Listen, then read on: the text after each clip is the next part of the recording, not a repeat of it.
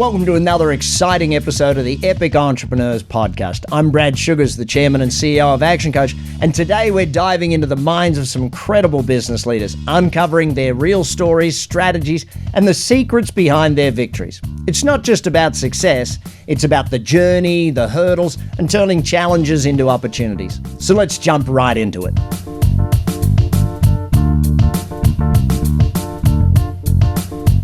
What's the reason for a successful business owner making $14 million a year go and get a business coach? On today's show, I will be interviewing David Whitehouse from PO Staff, where we will go deeper into why business owners and entrepreneurs like him get a coach both for themselves and their senior leadership team. David, welcome to the show. And let's start with my first question to you. What is your definition of success? Cheers. Wow. My definition of success is continuing to grow the business in a way that aids the team that have supported me to continue to grow, allows our foundation to continue to grow and give back to the community, and I guess create something that I can be truly proud of, that creates a legacy that, you know, my children are only 5 and 7, but when they're old enough, they can look and go, wow, that dad built that, dad created that. Maybe working it one day, I'm not sure I'd wish recruitment on my daughters, if I'm honest. Maybe the charity foundation, but just build something I can truly be proud of, I guess. Excellent. And how far are you from that build for you and your children? I guess, I like many entrepreneurs, I probably keep moving the bar. So when I set up the business 15 years ago, if you'd have told me that I'd have a 14 million turnover business, I'd have said, I'll be ecstatic, that's it, job done. Now I sit here going, why aren't we 25 million yet? When can we be 50 and when can we be 100 million? Lots of things happen that change your view on that. It's not all just about personal wealth, as many people would presume. It's creating opportunities, changing lives of staff internally, but because we put a percentage of company profits into the foundation, the more money we make, genuinely, the more charities we can help, more good we can do. And I do really enjoy that side of the business as well. So it's, I guess trying to find the balance. So I'm still a while away is the real answer. All right. Okay. And you mentioned you help charities. How do you help charities and what way and what kind of charities right now? So at the moment, we pick a charity a month to make our Pure Staff charity of the month, and we give them a cheque for £1,500. On top of that, we do an event at Christmas for underprivileged children where we hire out a cinema and basically predominantly children from children's homes or in care come and enjoy a movie, see Santa, get a gift, have some popcorn, a selection box, and kind of do something for them. I get my kids involved with handing out the presents as well because I want them to understand life's not fantastic for everyone. We also hold a charity evening for air ambulance because they saved my life back in 2018, so I'll always feel indebted to them. But this year we're looking to expand that. We're going to pick 18 charities instead of 12. We've partnered up with a client that we're going to do Snowdon. There's various different things. I'm running Manchester Marathon in April, which is going to really hurt because I haven't done one for over 10 years. So it's just, and we love getting our clients involved with that. A lot of the charities we pick are because they're close to the heart of someone we know, they've had an experience or someone they've had an experience of. We try to, in general, keep it to more local charities rather than national ones. Where we feel that ultimately our money makes a bit of a difference. Okay, brilliant. And let's go back to success, right? What are your top 3 things you did that made you successful in your business so far? And tell me how others can follow in your footsteps. Okay, so I always find these kind of questions difficult because, there are things you obviously have to be proud of, but yes. I never like to be like, yes, I did this great, I did this fantastic. But I think the number one thing I did was build a team around me that I can trust. I'm big on big on trust and very cautious in who I give that trust to. What my first ever employee, I knew her before, I worked with her before. She literally has done 15 years this week. My arts director is also my best mate. We worked together at a national agency. That's how we met. And our friendship has been built around the respect of the job we do and having the same general philosophies and care. Our FD, he did my accounts literally part-time beginning with. I used to handle everything in a carrier bag. Right. And he turned it into looking like a company. I think I paid him about £50 a month to begin with, and he's with us now. And all of our management team have lasted a long time. And so one thing is, I built a team I could trust. Second was make sure that as the company grows, I share the wealth. Share the sweeties, so to speak. The more we can share them out, and try and put yourself in a spot where people aren't having to come and ask you for a pay rise. You're reviewing what people are worth, and you're accepting that if they leave, you've done all you can, and you've treated them fairly, and that's always been one for me, and I guess my relationships with people, and as you mature, my management style has changed, and I'd say that's the third one, adapting with the times. I came in having not even been a senior consultant before and set up a business because I just had enough of working for a national agency and feeling harshly treated, and I came in with very much a view of this is how you manage. Right. Got us to a certain level. I was very tough, it's my way, we'll do it this way. If you want to do it another way, go work for someone else. And that got us to a certain size, and then I evolved a bit more. And I remember being in a training session years ago now, and there was a big section on emotional intelligence. Yes. It really resonated with me that my mood could really affect everyone else. And probably over the last 6-7 years, I've had a hell of a lot go on in my personal life, and I endeavour not to bring that to work. And I can be having the world's worst day, but when I walk out of my office and shut my door, I walk through, how you doing, guys? Have a laugh with people on the way out. Let them take the mickey out of me because I support Blues and they always lose.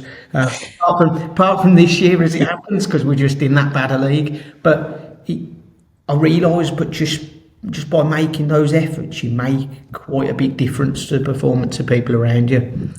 Sure.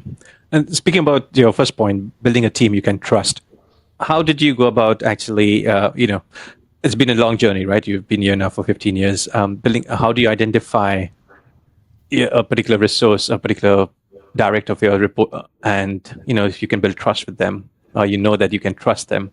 How do you go about doing that? What are your keys of success out there?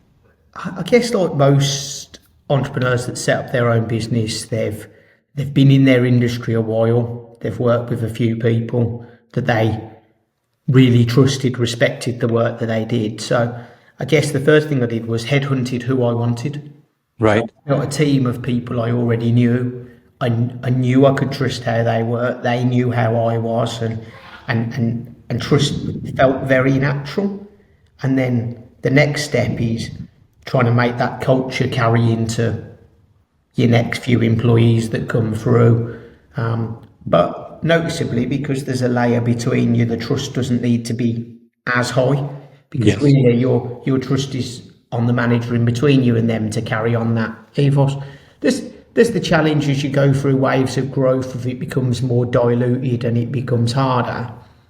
But I guess what also is, as a business in life, you go through bits of adversity, you go through good spells, and how you battle through them as a team together builds trust further, because they're in the boat with you, not jumping outside thinking I want an easier life than this. So and for anyone who works in recruitment, we do really have a lot of ups and downs.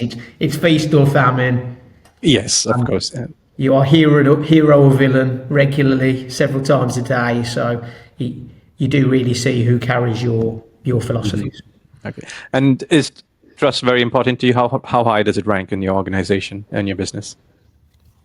I'd say, for me personally, probably it is the most important thing. And I guess through the coaching, I probably had it's heightened because I understood the value of now the trust the other way, Yes. and that people need to trust each other within teams, to be open and honest, to trust someone enough to criticise them and know that there's not going to be a huge blow up, backlash, silly reaction. So, yeah, it's one of obviously that's from the 5 dysfunctions. I Yes. think it's just really foundational. Without it, you just can't go anywhere.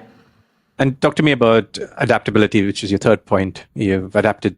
You've been through a long journey, including COVID, and now we are in a different phase of the economy. So, how have you changed, and how have you adapted through those different areas or phases? I guess most entrepreneurs, I'm passionate about what I do. I'm passionate how I want to achieve it, and to be fair, I believe I'm always right, as we do. But I've learned over the years to kind of give myself time to think, try and not give my immediate passionate response, try and get better at really trying to digest and take in the other viewpoint, and I guess farm for more views on it. There was an example yesterday. I was on a call and I heard something I didn't like, shall we say. But I Okay. didn't really know how to react or how far to take my reaction. So instead of reacting, I chose not to, and chose to then, my next call was to our ops director. And I went, I don't really know how to take this, and kind of took his opinion, and then you make a more rational response. Sure. And not only that, when I have made my decision, I spend a lot more time thinking about how I'm going to deliver that so that I resonate with more people rather Right. than just people that are high D's or high I's or high C's. I try and make sure I tier it to the audience, really. And for people who only worked with me in my early years, they'd probably be really shocked if they spent a day working for me now. And it comes from just lots of different people's inputs. And I guess rather than having a huge ego or being egotistical and being command and rule, being like, right, if I take 10% of that person, 10% of that person, 10% of that person, I'm going to improve here as an individual. I built a better network of, I guess, business owners and people who have been there, done it, got the t-shirt, and Yep. live with the mantra. If I spend 3 hours talking to someone and they give me how they, I'm not going to love everything they said, but there's going to be certainly snippets from that's going to be a true education for me, and I can, even if I tweak it to work for my business, I'm going to learn something and be able to really implement something here that can help. Good. All right. And talk to me about what are who has been the biggest influence in your life so far in terms of your career? I find it a hard question because, like I just said, I've tried to be influenced by lots of different people so that I don't do a one size fits all. I probably started off modelling my performance on how my dad managed previously and the snippets I'd seen. But then I take some advice off a guy who built up 2 recruitment companies, sold them for a lot of money, and obviously good source of knowledge. Completely different sector, but Mike gives me a lot of knowledge. Possibly, maybe my biggest impact is actually my ops director and best mate, because we've kind of learned it and come through the ranks together. Yeah, Right. he might work directly for me, but we don't really have that kind of relationship. He's one of the most confident people to be able to tell me I'm wrong. We can have really frank discussions and there's no fallout from that. But we've both learned and adapted and learned to do what each other are weak at. So perhaps that is probably been my biggest guidance, because he's managed to pick up the things that I don't enjoy doing or I'm not so good at, and I'll take charge on the things that he would perhaps rather someone else deal with. So maybe that's been the biggest one for me. All right. And talk to me, what did you have to learn also along the journey, apart from your ops director being there to create your success where you are today? That, you come into it initially and you hire people and you think you build a good team, and I guess when you have key people leave your organisation, the first time it really hurts. It feels like they've really stabbed you in the back, or almost like a family member's done you dirty. And right. But that isn't the case. As you mature, people, you need to be willing that and aware that good people will come and good people will go. You need to keep the majority, but you can't meet everyone's needs. I had a guy who helped me set up our driving desk. I had a lot of respect for. We was really good friends. One of the first people I poached, told him I'd get him as soon as I could afford him. And he was due to be an usher at my wedding. And for 3 months before I got married, he left to set up as a competitor. And that really hurt. And I remember just thinking, wow, if you can do that to me, anyone could. And that really kind of made me doubt trust and made me think, are you all just constantly looking in the window for what's better? I mean, he's built a successful business, doing predominantly work in other sectors as it happens. I have no ill feeling or bad way, and it taught me a valuable lesson, because it just made me think, right. And I wouldn't change how I treated him. I was about to make him a director when he left. Right, okay. But I think those conversations came too late in his thought pattern of leaving. He didn't make that decision in a week. But it does make you think, right, are you treating someone fairly? Don't wait till the point that they're leaving to reward them. I constantly sit there when one manager in one division wants to give someone a pay rise, and I do compare them to someone under another manager. Right. Just in case one's more lenient, one's too tough, and make sure people are treated fairly. We don't have an open book salary policy, but I like to feel comfortable that if anyone came to me, I could fully justify Got it. why someone was on more than them. And I guess that was the start of that lesson, really, for me. Okay. I wouldn't want to lose someone I really valued because I was just waiting for them to ask for a bit more money. Yes, okay. And so what have you done since then now to change that, embed that learning?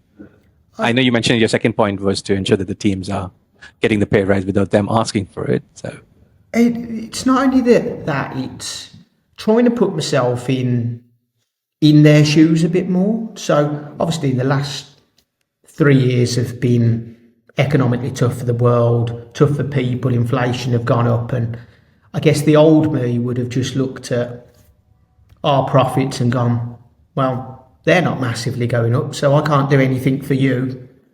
Tough. Yep. Whereas I've tried to, we've still moved salary bandings upwards to try and maintain the gap as minimum wage is increasing, which, when it goes up at 10%, that's pretty tough to do, but we managed. Tried to, where we couldn't, give a bit of life balance back. So we introduced a 9-day fortnight in April 2023. It might have been March 2023. Okay. So half of our staff were off every Friday.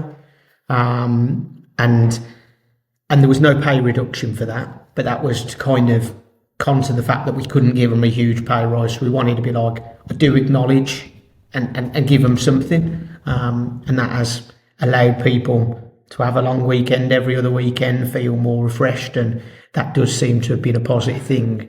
Whereas in the past, I would have been like, yeah, but where's the financial benefit for me? Right. Where's the extra nought on my pay?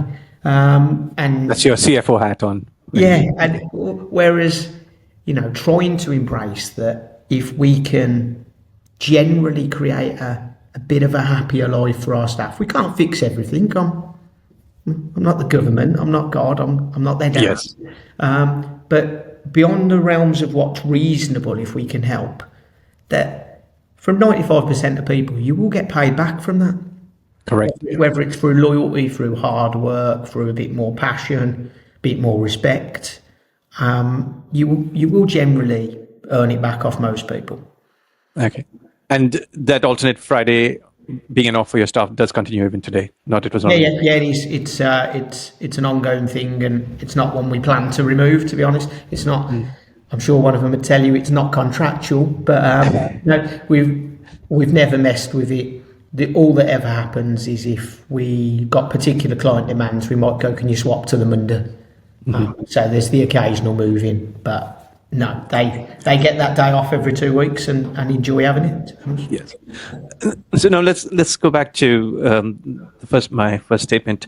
You're doing well. The business is around 14 million. I mean, obviously you want to grow more. How did you come across your business coach, and what's happened since then? So initially I met Anu via networking, which, to be fair, networking was a new thing for me. I've always seen it very much as an exercise of, I love myself, let's go and tell a group of people how much I love myself. So I've avoided that, and recruiters are notoriously unpopular, so I didn't bother with that. But I joined a group because of a charity I supported. They invited me along, met Anu. Initially, I spoke a lot with one of her business development people, and I was adamant on, don't want a business coach. I don't want to be taught. I don't like being told what to do. Right. I then started to spend a lot more time talking to Anu, built a relationship a bit more with her, and thought, actually, she's quite direct. She might be really what I need. So I had a session with her in which her eyes lit up at a couple of metrics she felt she could really improve and really help us become more profitable. And yeah, I guess I've probably been having coaching with her now for about 6 months. It might be slightly longer. And I meet with her every 2 weeks. Our leadership team meets with her every quarter. Right, okay. And I can only see that growing, really. I can see her having more input into their personal development as we grow the business, and they have to take on more responsibility and have more knowledge. And it's kind of led to me making decisions, because I'm held accountable now, making decisions that had been constantly kicked down the road have been, had to be made. Or me and the ops director had been debating for ages, we probably should have a head of marketing, we probably should. And it just, I couldn't tell you why we didn't, but we just never got round to it. I discussed this in a session with Anu, and she just went, why don't you hire one? And I went, I haven't got a good reason. And she went, well, let's put it on your focus sheet. And it went on the focus sheet, and I think within two or 3 weeks, I had a marketing manager started. She always laughs because I then get it done really quickly. But there's been other things. There was the relationship between me and one of the managers worked for me. We was butting heads a little, and Right. I was kind of unsure which way it was going to go, because I really respect them. They do a good job for me, but we just seemed to be having and she made me do an exercise where I kept having to move to another chair in my office and answer as them. And as much as I found that slightly cheesy, slightly embarrassing, but I went with it because I trust her. And I could answer exactly how he would defend himself to each of the points that was discussed. And I then went for lunch with him straight after that meeting. I said, because she said have a meeting with him. I said, no, he'd be better approached over lunch. He'll feel less aggressive because he hasn't been summoned to my office. And I really got out of him what was bugging him. Right. And it was as it happens, he was missing his number two that had worked for him for 8 years and then had left 5 months before. Anu laughed when I told her the number two was back in place 24 hours later. And she said, how did you do that? And I went, well, I just texted him saying, how's your new job? Or do you want to come back? And that was that, really. So it's allowed me to, I guess, come to resolutions and decisions on stuff in a lot quicker manner. Okay. So your coach holds you accountable in some shape or form, because now there's someone who are above you in a different way to keep you on point. All right. And how is your senior leadership team benefited from having that coach? They like the fact that we now break our goals into 90 days. It feels more achievable. It feels more measurable. Everyone's held a bit more accountable, including me. So I'll have my own set of goals, and if I don't do them, they quite enjoy pointing out that I've done them. But they've seen a difference in my style from working with Anu, and I think they quite like that I will. We've become closer as a leadership team. Sure. She promoted that culture for us. We now meet. We used to have separate meetings, me and the ops director, with one of the one of the regional managers each month. Whereas now we all meet as a group, and the FD comes in every week for 90 minutes. Quite often it goes over because we've got a lot that we need to do. Then we have a monthly all day, and then we have a quarterly off-site with Anna. And because of that, the knowledge now that the FD has of their roles, and they have a Viz role, and the overall understanding is better. And just generally having all 5 of us in a room, it just helps, because they don't feel so alone if they're arguing their point against us. Right. Because the other manager that does a very similar role to them can go, he's right, we need to alter this, it's costing us money. Or when we're trying to get a point through to them and the other one goes, no, actually, you are wrong. We need to do this. It's been working in my branch. It's making me more money. Let's adopt it. So we get, everyone's on board faster. Okay. And everyone feels heard. So they're enjoying it. They've definitely found it as a positive. Excellent. So they do look at it as an investment. Now, tell me, what would your staff look like if Anu was not there, your business coach was not there with you at this point? I guess we'd still be as we was. So we'd still be using the old monthly style. I wouldn't say yet, if I'm being honest, we've seen the huge.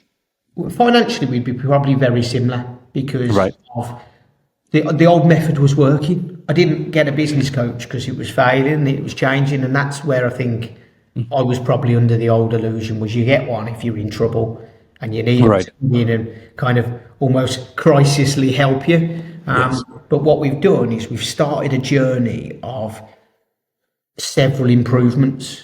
But when you're, in our company it isn't like trying to change something at Amazon. We're not turning the Titanic here. Yes.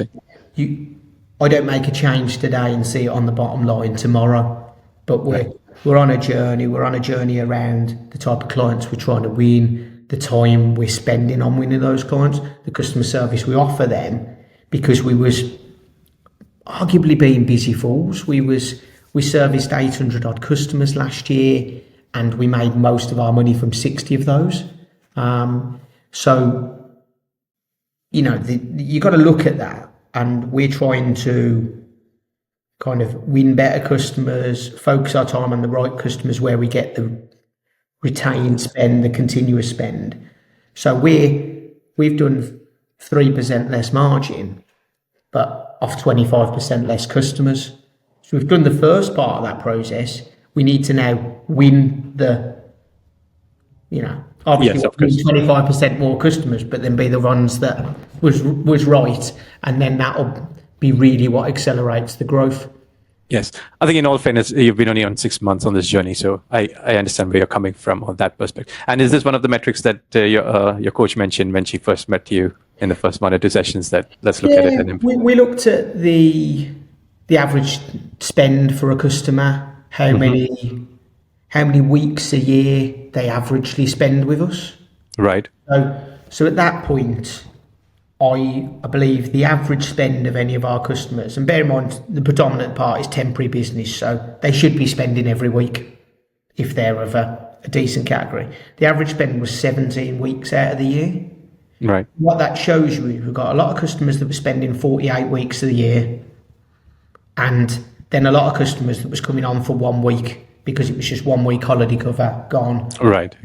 And it's not that we don't want that business. Absolutely. We want every bit of business. We're greedy. But we don't want salespeople to be spending 20 phone calls to get that 1 week of business. So we want to naturally get that via marketing, basically.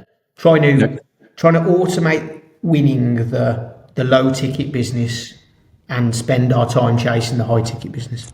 Got it. And tell me, why do clients work for you? I think the fact that we get back to customers quickly, we make decisions, we're truly consultative. Right. We are all recruitment consultants. Most don't consult. They just take your job off, you work on it, and don't give you any feedback as to what the issues are. We'll often provide market trends, analysis around pay, issues of where they're losing workers to if they've got a churn issue, i.e. someone locally started paying £2 an hour more. Got it. It doesn't mean you pay £2 an hour more. We just make you aware of the problem, and manage your expectations. I think a lot do like what we do for charity, and when given 2 choices that are of the same price, knowing that one gives back to the community and one just enjoys the profits, not criticising that, but that's what, given those 2 choices, most people will go, I quite like one that gives a bit back.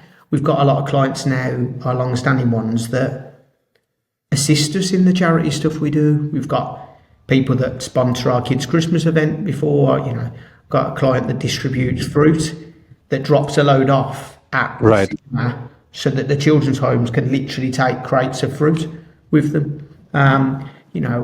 As I say, there's one customer where I think there's 15 of us and 15 of them going to climb Snowdon together. So it's more of a partnership, I guess. Like recruitment has always had, I guess, a similar image to a car salesperson, very, very kind of slippery, and what we've got is, because we do have generally fairly good retention, you're dealing with the same person for a number of years, and you build a relationship. And a hands-on leadership team, that's not always the case. I know a lot of directors within recruitment that probably don't even know where their office is anymore. I'm probably a bit ridiculous the other way. I had a cardiac arrest and was back at work within 2 weeks. I mean, that's not a normal situation, but I did it because I was bored. Are you a workaholic? No, I don't think I am now. I definitely was at some point. I think I found a nice balance. I care about the business, so I struggle to switch off. At the end of a 2-week holiday, I do get itchy feet and I want to get back. I do check my emails once a day while I'm on holiday, but I've got better since I've had kids at finding time. I do have every Friday off, and I enjoy spending that with my wife. I take my kids to school or pick them up, and this morning I came in late because my daughter was getting a certificate in assembly, and she was like, "Dad, can you be there? Please, can you be there?" So, it was at 9 o'clock, which when you've got to get into the centre of Birmingham afterwards really isn't good. But it meant a lot to her, and I bet it does. And it meant a lot to me to see her to get a certificate. So I think I've got a balance now. Great. Okay. And speaking about the current trends in the industry, what are the key trends you're seeing right now in your industry, and also with technology like AI coming in? So what have you noticed so far? Well, Economically, people are nervous because of the budget, so that's kind of stunted growth. Even though it's a growth budget, but we could spend all day on that. We'll leave that alone. In terms of AI, we're starting to use it in small amounts. Okay. I think it's vital to have your eye on it, vital to continually looking at how you can improve it. I did really enjoy the day that Actioncoach did on AI, to be honest, and impacts, and learned a lot from there. One of the tools I took from that is we've now got a piece of software that we can upload our training into, and it delivers it. Now, there are a lot of training we would want to personally deliver ourselves, but, for example, induction training, just telling them about your stuff and going through the things. If we just got to induct one member of staff because we've only had one new starter, we're not going to go there and do that in a classroom for 5 hours. Yes. That dictated by a piece of AI works perfectly. We do get AI to proofread any new policies, any new, not that we don't get them checked anyway, but just as a first quick check before it goes to our outsourced legal, we just get those things done. So it does speed up some stuff. If we're struggling for a basis for an email, we might get it to draft something, but we don't use AI to just fire out anything to our customer base. We don't yet use it for any form of the candidate application process, because we still believe it's at a point where you need the human level to, that's where we earn our money. If I felt that AI could completely do the recruitment process, we're just not needed, and why would an end hirer use us? Yep, makes sense. Now, talk to me. What is your vision? I know you have 14 million. Well, what's your vision for the future when it comes to pure staffing? We've now got the company across 2 regional hubs. So we've got basically one that is based in Worcester that covers Wales and the South. And we've got the one in Birmingham that covers Midlands and the North. Right. I would like, as a vision, both of these need to relocate to bigger premises, hire a lot bigger teams. I'd like to see us as a 100 million turnover business. By when? Within the next 10 years. And I'd like to, at that point, be at a position where we're not picking a charity a month, we're picking a charity a week. I want to help it take my lifetime donations or money raised to over £1 million. I've just gone past 100k, so I've got a lot of work to do there. But our target for next year is 50k. So we are moving up trajectory wise. This year it's 38k. So we're going in that, and a lot of that is around profits, around personal brand and support that I can garner from people across the industry and get businesses involved in what we do. So making the foundation bigger, making the company bigger, providing more rungs of management, more opportunities for our staff, more development. Yes, I know she'll listen to this, but probably more access to Anu from people below us. So she will be busier and earn more, so she'll be happy. But kind of just creating the right culture throughout. I think we've done some really good changes in the last 6 months. It hasn't been easy. I've probably worked more hours in the last 6 months, mentally at least, in a long time. But I've also really enjoyed it because I feel like I'm making a difference. Like I feel like I'm not just keeping the ship going in the right direction. I feel like we're reshaping stuff a bit for the future. So if we can create that across 2 or 3 levels of management below me in the future, then there's just no reason why we won't hit 100 million. Yep. I'm sure Anu is will listen into this, and she'll hold you accountable for the next 10 years to reach 100 million. So there you go. That's a fair challenge. She'll probably send me an invoice in advance. How would your family and friends describe you, David? I guess yeah, passionate, hardworking, and I'd like to think caring because of the amount of time. I genuinely have to put a lot of time personally into the stuff we do for charity, and I'd like to think as a good dad, to be honest, that is really important to me. I do the things I do for my children and my wife, really. Yes, I get personal pride and enjoyment out of it. I'm not going to lie, but when I set up my business at 25, I was a single man, and I said, I want to do massive hours now, so that when I have kids and have a family, I can spend some time with them and enjoy the work that we do. My 5-year-old always makes me laugh when she wants to go on her next holiday. I'm sure she does. Yeah. I've come in from work before, and she suggested I go back to work and earn some more money so we can go on holiday. So yeah, she's got no problem with me having to work harder. But yeah, I'd like to think that that's what they'd say about me. Excellent. And how would you describe yourself in one word? Determined. Great. Okay. And lastly, for all business owners listening in, what is one piece of advice you would give them? Listen to people around you. Listen to the people who work for you. Take on board as many views as you can. Okay. Even if you feel like they're losing you in the first 60 seconds of what they talk about, because everyone's got something you can learn from. Everyone's got a different perspective, and if you take it all on board, then you overall you'll have a more rounded view and opinion. Brilliant. Okay. David, thank you very much. Really enjoyed it. That's a wrap for today. Cheers. Thanks for your time. I've enjoyed it. And that's a wrap for today's epic conversation here on Epic Entrepreneurs. Huge thanks to our amazing guest for pouring their heart into sharing their journey. If you enjoyed this episode, hit that subscribe button, leave a review, share it, or hit that bell. But until next time, let's make sure you keep dreaming, take massive action, and stay epic.